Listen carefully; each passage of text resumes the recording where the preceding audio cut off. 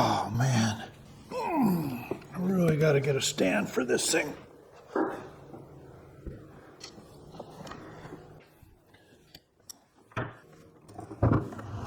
So before I start playing, I'm going to install my new extension tables. Got this from Amazon the other day.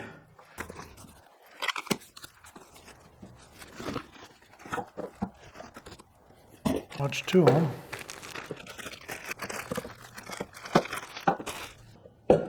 Yeah, they're identical. So according to the instructions, you're supposed to nail down a back end. Make sure it doesn't fall off the workbench because you have to raise up the front. No, I'm not going to do that. Slide the spring over the stepped Allen bolt. Slide it into the top one. Depress it until it comes out of the rib, the bottom, and then put the nut on it. Very hard. Now tighten it down. I'll use this 10mm to hold it. Secure and depresses. Now install the small one, lower hole.